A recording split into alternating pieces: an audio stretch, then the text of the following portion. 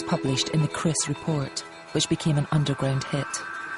The report covers all aspects of my complete training program in preparing for my first competition, and includes details of the nutrition and, of course, the steroid cycles that I use. Because I was his son, and the fact that anabolic steroids was used in the progression, you know, of competing, that he wanted to get down in was the fact that, hold on, yeah, my son has been using gear, and I have advised him on how to use this, but we did it for this reason, this reason, this reason, and this was the result.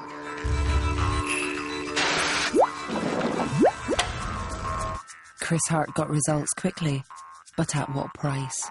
The short-term medical problems with steroids are relatively modest, and that is one of the reasons that people are tempted to use them. Certainly there are some guys who get acne. There can be, in some cases, growth of female breast tissue. Most guys who use these drugs don't notice much of anything in the way of short-term effects. And of course, the long-term effects are rarely a consideration, because if you're an 18-year-old who wants to look bigger and more muscular next month, you're not going to be worrying about whether you're going to get a heart attack when you're 60. If even small doses of steroids can create long-term problems, what happens when extreme doses are involved? Gregg Valentino was about to find out. Anything in excess is going to cause side effects. And of course, there's not a bodybuilder on this planet who has not had some sort of side effects from taking steroids, even some supplements. You know what I mean? It could be something simple as in taking a protein powder and having, you know, shitting every 5 minutes, you know, blasting farts all day, and, you know what I mean? You ever been around a guy that lifts weights? You're like, dude, you know, every 5 minutes you're smelling, you know, rotten ass, and that's because, you know, he's blowing his ass up, you know, from taking all the supplements. Well, that's a small side effect. When you're taking steroids, you get big side effects, and of course, I had big side effects.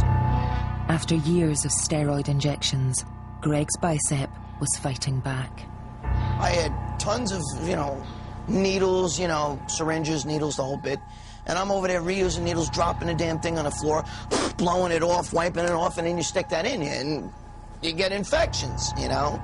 And that's what happened. I wound up getting an infection, and when I got the infection, it starts off, you get a bad fever, the area gets red, soft, pussy. It was like a giant zit in there. It was just loaded with pus. And if you don't do something about it, you can wind up in a hospital and kill yourself, you know what I mean? It could kill you. Gregg knew he was in serious trouble, so he decided to operate on himself.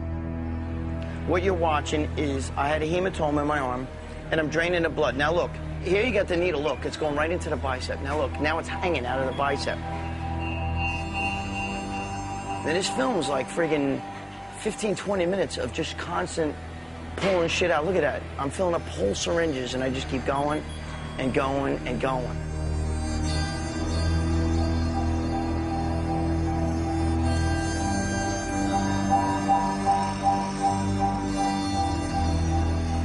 Look, you can see the needle is starting to bend. Oh, man. I love it, though. It's fucked up. It almost looks like a murder scene. There's blood all over the floor.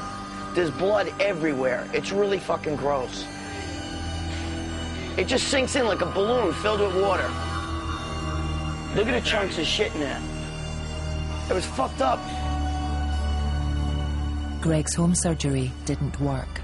After 20 minutes of self-mutilation and 2 tumblers of coagulated blood, Gregg ended up in emergency surgery. I deserved it. I was an idiot. I was an idiot, you know? His beautiful, world-beating bicep was hacked to pieces. You see the difference? Look, that arm's round. That arm's not.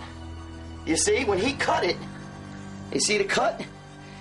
When he cut that, went in, forms a scar. That's a scar. I gotta get that taken care of. I'm totally self-conscious about that, you know? Steroids had destroyed Gregg Valentino's body. He thought things couldn't get any worse. But they did.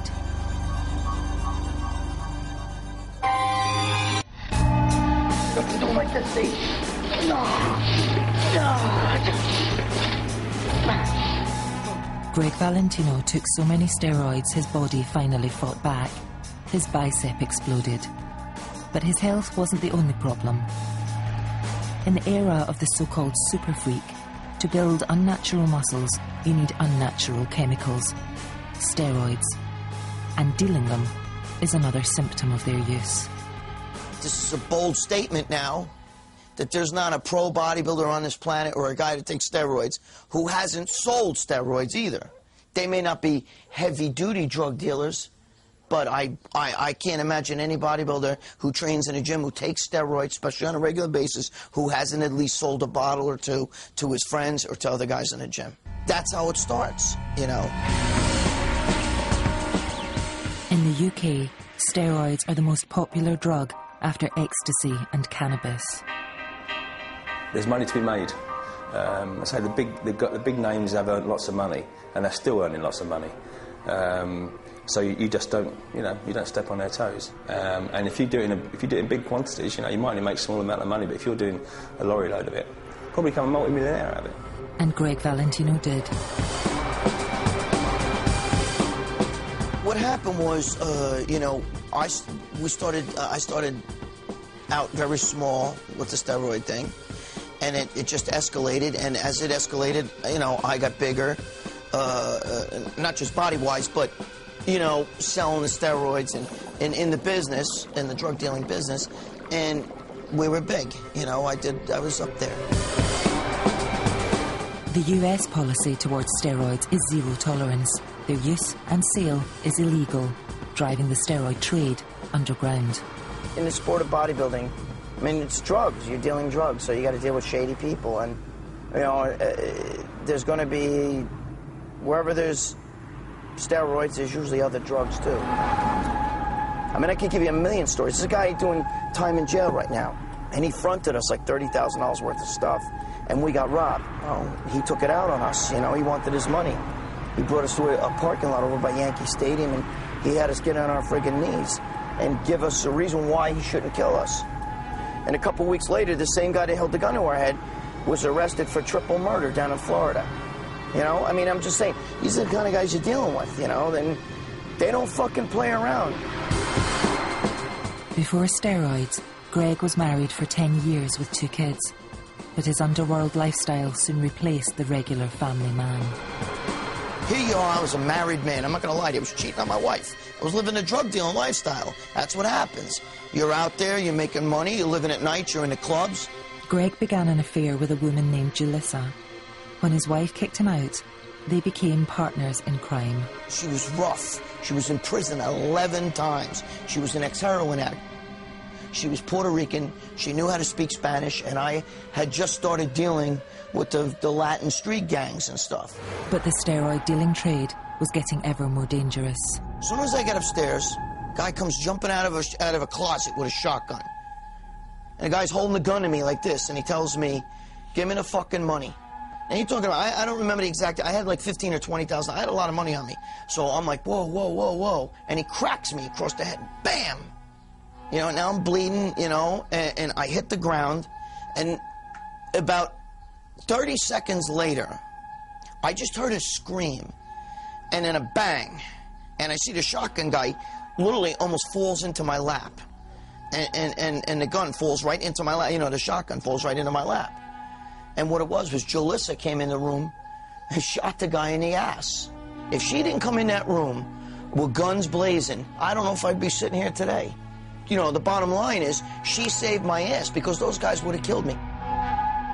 But Julissa, a drug addict, died of an overdose on the 10th of September 2000. Things were unraveling, and Gregg's luck was about to run out completely. I had been selling drugs for years.